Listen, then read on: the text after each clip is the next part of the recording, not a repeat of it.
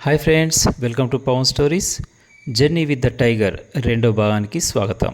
బట్టలు సర్దడానికి లోపలికి వెళ్ళిన కావ్య ఒక్కసారిగా మళ్ళీ వెనక్కి తిరిగి వచ్చింది. ఏంటి అన్నట్టుగా చూశాడు వరుణ్. ఒక తమాషా పని చేద్దామా అంది. ఏంటి అన్నాడు.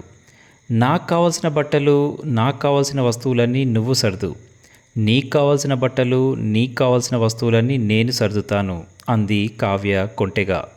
ఎందుకో ఎలా అన్నాడు. ఏమో, నీ అవసరాలేంటో నాకు తెలియాలి, నా అవసరాలేంటో నీకు తెలియాలిగా. భలే గమ్మత్తుగా ఉంటుంది. కేవలం 10 నిమిషాల సమయమే, నేను వెళ్ళిపోతున్నాను అంటూ రూమ్లోకి పరిగెత్తింది కావ్య.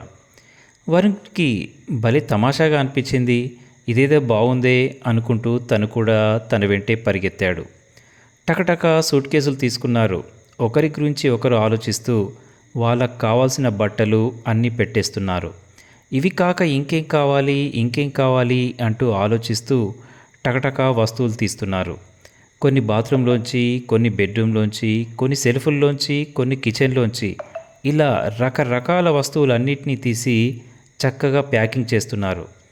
చూడ్డానికి చిన్నదే అయినా అవతలి వ్యక్తి గురించి మనకు ఎంత అవగాహన ఉంది, అవతలి వ్యక్తి పైన మనకెంత ప్రేమ ఉంది అన్నవి ఇలాంటి చిన్న చిన్న విషయాలు చేస్తూ ఉంటే భలే గమ్మత్తుగా తెలుస్తుంది.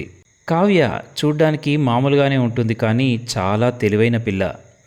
మూడీగా ఉన్న ఎలాంటి వాళ్ళనైనా త్వరగా తన వైపుగా లాగేసుకోగలుగుతుంది, హాయిగా నవ్వించగలుగుతుంది.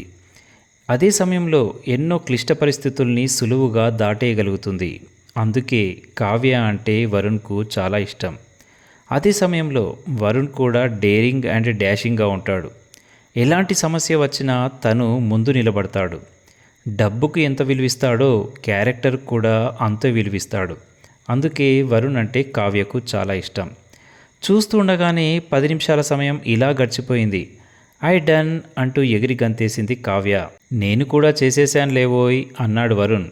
అన్నీ పెట్టావు, కానీ నా లిప్స్టిక్ మర్చిపోయి ఉంటావు అంది కావ్య. ఒక్కటి కాదు 4 పెట్టేశాను అన్నాడు వరుణ్. నా జిమ్ ట్రాక్ పెట్టావా అన్నాడు వరుణ్. అదే కాదోయ్, నీ షేవింగ్కు సంబంధించిన షేవింగ్ కూడా పెట్టాను అంది కావ్య నవ్వుతూ.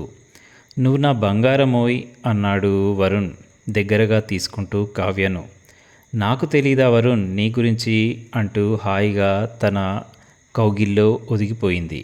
తర్వాత వాళ్ళ ప్రయాణం ఎలా జరిగింది, ఎవరిని కలిశారు, ఏమేం విశేషాలో తర్వాత భాగంలో తెలుసుకుందాం. వింటూనే ఉండండి. నచ్చితే అందరికీ షేర్ చేస్తూ ఉండండి. Thank you.